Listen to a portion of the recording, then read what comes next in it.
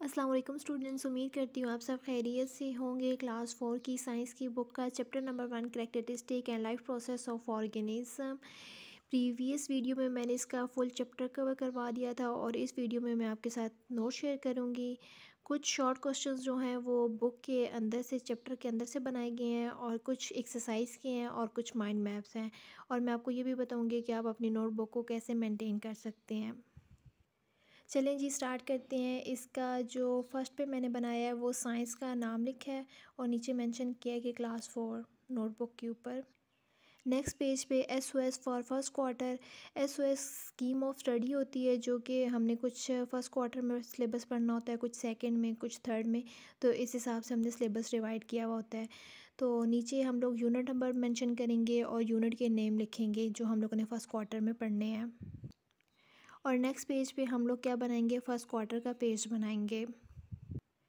First quarter का page बनाने के बाद हम लोग नेक्स्ट पेज पे टाइटल पेज बनाएंगे। ऊपर हम लोग मेंशन करेंगे यूनिट नंबर 1 और यूनिट का नेम लिखेंगे characteristic and life process of और लिविंग ऑर्गेनिज्म। नेक्स्ट पेज पे हम लोग ऊपर फर्स्ट पे मेंशन करेंगे यूनिट नंबर 1 और फिर characteristic and life process of living organism. First short question जो मैंने लिखा है वो है make a list of living and non living things. हम लोगों ने एक लिविंग थिंग्स की और एक नॉन लिविंग थिंग्स की लिस्ट बनानी है। तो एक साइड पे मैंने लिविंग थिंग्स लिख लिया और एक साइड पे नॉन लिविंग थिंग्स लिख लिया और इनके दरमियान में मार्जिन लाइन ड्रॉ कर लिए।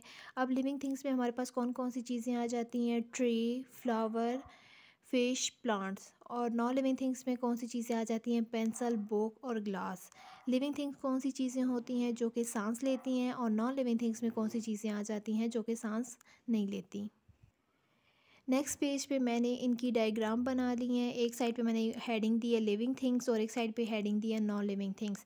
अब लिविंग थिंग्स में हमारे पास ट्री आ गया है, मैंने ट्री ड्रॉ किया है, उसके बाद बटरफ्लाई और लास्ट पे फ्लावर ड्रॉ किया है। और नॉन लिविंग थिंग्स में क्या चीज़ें आ गई हैं, पेंसिल, बुक और ग्लास।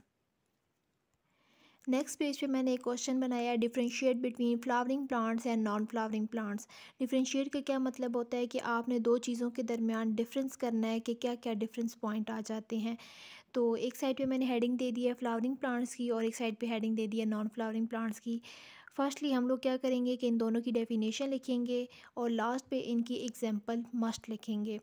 डेफिनेशन क्या है, plants having flower grow are called flowering plants. ऐसे प्लांट्स जिनके ऊपर फ्लावर लगता है उसे हम लोग बोलते हैं फ्लावरिंग प्लांट्स। और इसकी लास्ट में एग्जांपल आ जाएगी मस्टर्ड, सनफ्लावर और जैसे कि हम लोगों ने बुक पे पढ़ा था कि रोज़, डिफरेंट ऐसे प्लांट्स मेंशन कर सकते हैं जिनके ऊपर फ्लावर प्रेजेंट होता है। नेक्स्ट आ जाता है non flowering plants. Non flowering plants की ऊपर हेडिंग देने के बाद हम लोग नीचे लिखेंगे डेफिनेशन।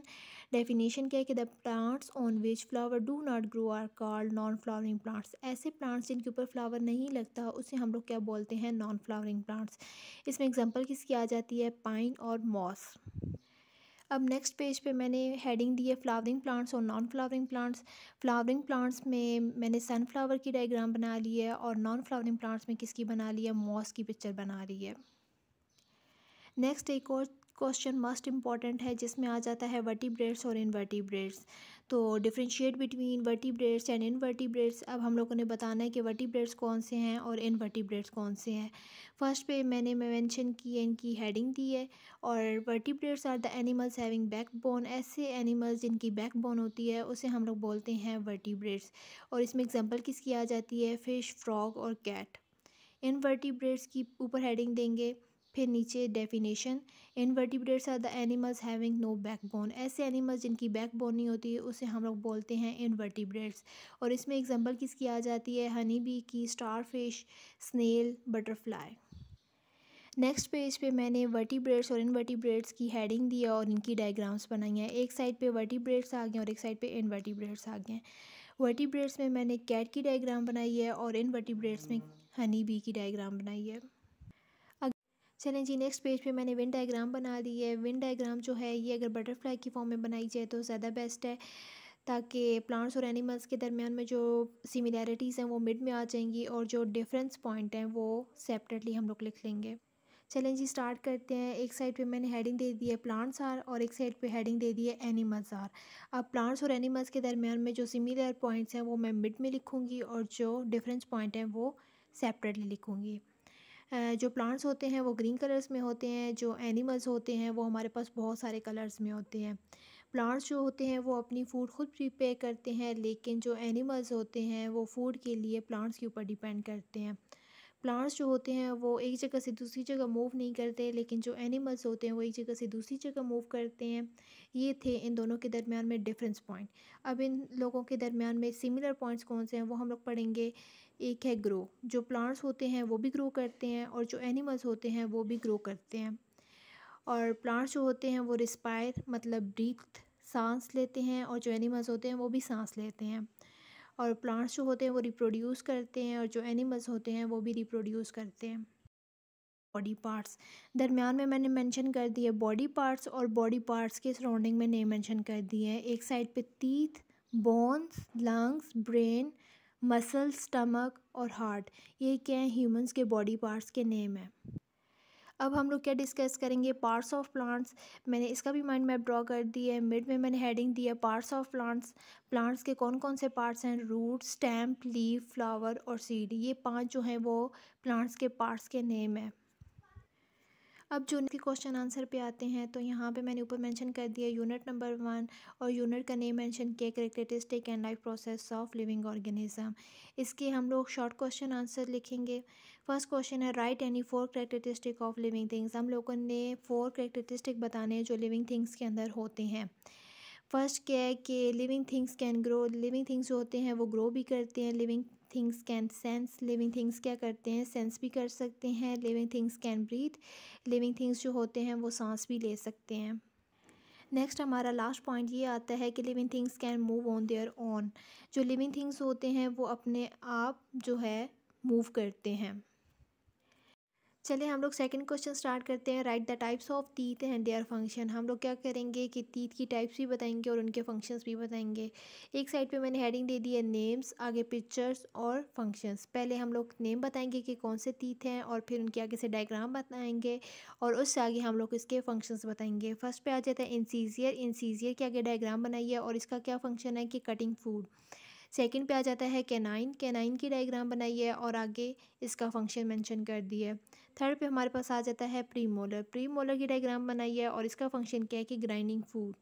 ये जो टीथ होता है ये ग्राइंडिंग फूड के लिए यूज़ किया जाता है। आगे लास्ट पे आ जाता है मोलर। मोलर क्या होता है, ये भी ग्राइंडिंग फूड के लिए यूज़ किया जाता है, और ये मैंने मिड में इसकी डायग्राम भी बनाई है। आगे इसका तीसरा क्वेश्चन आ जाता है what functions do bones and muscles perform together. हम लोगों ने ऐसा फंक्शन बताना है जिसमें बोन्स और मसल्स दोनों मिलके काम करते हैं।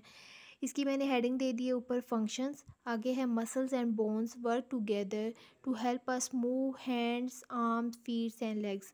जो बोन्स और मसल्स होते हैं वो इकट्ठे काम करते हैं, और किस चीज़ में हेल्प करते हैं, ये जो हमारी आर्म्स, लेग्स, फीट्स और हैंड्स, इनकी जो मूवमेंट होती है ये कौन करवा रहा होता है, मसल्स और बोन्स। इसका फोर्थ क्वेश्चन आ जाता है describe the function of lungs and heart. हमने बताना है कि लंग्स और हार्ट्स का क्या फंक्शन है। फर्स्ट पे मैंने हेडिंग दे दी है lungs. Lungs bring air into the body. Lungs क्या करते हैं, हमारी बॉडी के अंदर हवा लेके जाते हैं। हार्ट क्या है, heart pump blood in the body. जो हमारा हार्ट है वो क्या करता है कि ब्लड को पंप करता है बॉडी के अंदर। ये दोनों फंक्शंस थे लंग्स के और हार्ट के। जब आप लोग साइंस में शॉर्ट क्वेश्चंस करते हैं या लॉन्ग क्वेश्चंस करते हैं, तो उसमें कंपलसरी है कि आप लोग डायग्राम बनाया करें, क्योंकि डायग्राम जो होती है वही साइंस को रिप्रेजेंट कर रही होती है। साइंस में ज़्यादातर जो होता है वो डायग्राम्स ही होती हैं। और जो मैंने डायग्राम्स बनाई हैं और जो माइंड मैप बनाए हैं उनमें मैंने कलर्स किए हुए थे। तो कोशिश करें कि आप लोग भी कलर्स किया करें। कलर से क्या होता है कि आपकी कॉपी की जो लुक होती है वो अच्छी हो जाती है। ये कुछ फिल इन दी ब्लैंक्स हैं जो मैंने इस चैप्टर के अंदर से बनाई हैं। फर्स्ट है plants need food, sunlight, dash and air. कि जो पौधे होते हैं उन्हें फूड, सनलाइट और हवा के अलावा किस चीज़ की ज़रूरत होती है, वाटर की ज़रूरत होती है। सेकंड पे आ जाता है plants provide dash to the environment. जो प्लांट्स होते हैं, पौधे होते हैं, वो एनवायरनमेंट, माहौल को क्या दे रहे होते हैं, ऑक्सीजन दे रहे होते हैं। थर्ड पे आ जाता है how many teeth does a human being have. जो ह्यूमंस होते हैं उनके कितने टीथ होते हैं, 32। आगे फोर्थ पे आ जाता है there are dash bones in the human skeleton. जो इंसान की बॉडी के अंदर कितनी बोन्स होती हैं, 206 बोन्स होती हैं। 5 पे आ जाता है the colours of the lung is, हमने ये बताना है कि हमारे लंग्स का कौन सा कलर है, पिंकिश ग्रे कलर है।